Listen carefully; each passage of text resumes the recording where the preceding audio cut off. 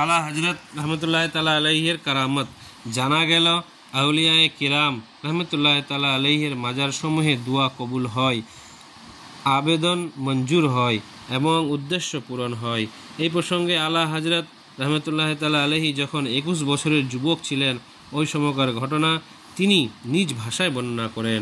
1293 হিজরির গৌরবময় মাসে রবিউল আখির এর 17 তারিখে আমার বয়স 21 বছর ছিল। আমি এবং আমার পিতা রহমতুল্লাহ তালা আলাইহি ও হজরত মৌলানা মোহাম্মদ আব্দুল কাদির সাহিব বাদায়ুনি রহমতুল্লাহ তালা আলাইহি একই সাথে সফরে আল্লাহ তাআলার মহান ওলি নিজামুল হক ওয়াদ্দিন সুলতানুল আউলিয়া রহমতুল্লাহ তালা আলাইহি এর দরবারে উপস্থিত হয়। মাজার শরীফের চতুর্পার্শ্বে শরীয়ত বিরোধী কার্যকলাপ চলছিল। সোর চিৎকারের আওয়াজে কথা বোঝা যাচ্ছিল না।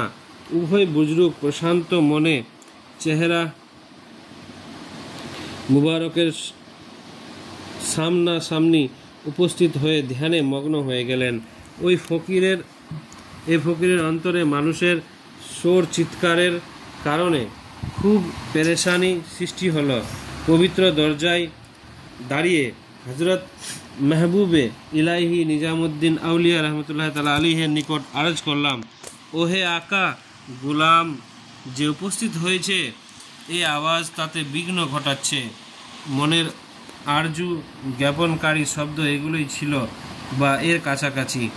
যাই হোক, প্রার্থনার বিষয়বস্তু একটাই ছিল।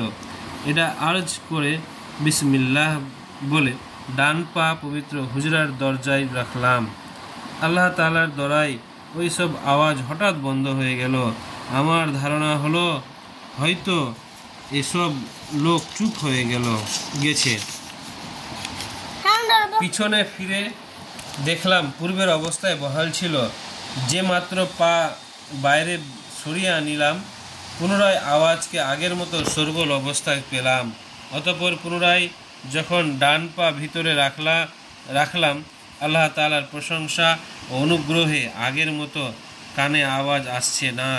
এখন বুঝতে পারলাম যে এটা আল্লাহর দয়া ও হজরত সুলতানুল আউলিয়া রহমতুল্লাহ তালা আলাইহির কারামত এবং এই নগণ্য বান্দার উপর দয়া ও সাহায্য। যখন শুকর আদায় করলাম এবং মহান বুজরুগের চেহারার সামনাসামনি হয়ে ধ্যানে মগ্ন হলাম, এতে কোনো আওয়াজ শোনা গেল না।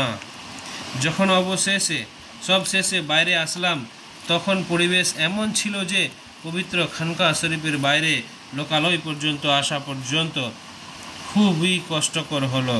ফকির আলা হজরত নিজের উপর সংগঠিত বিষয়ের বর্ণনা এজন্যই করলাম। প্রথমত, এটা আল্লাহ তাআলার একটি বিশেষ নেয়ামত ছিল এবং আল্লাহ তাআলা ইরশাদ করেন, ওয়ালাম্মা বিনিমাতি রাব্বিকা ফাহাদিস।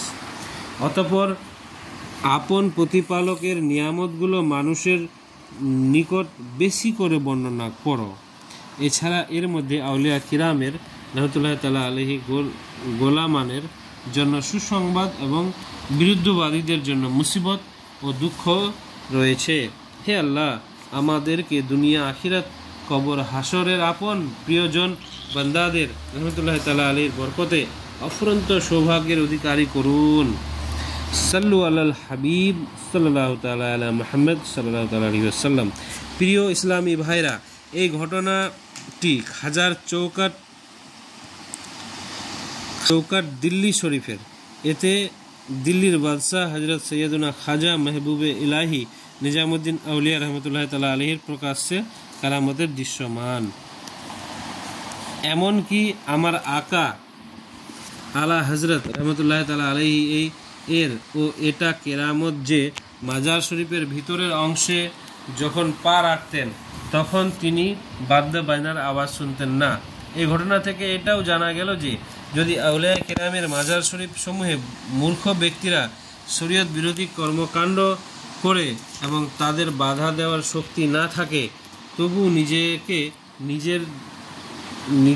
নিজে যেন আল্লাহ ওয়ালাদের মহান দরবার সমূহের উপস্থিত হতে বঞ্চিত না করেন।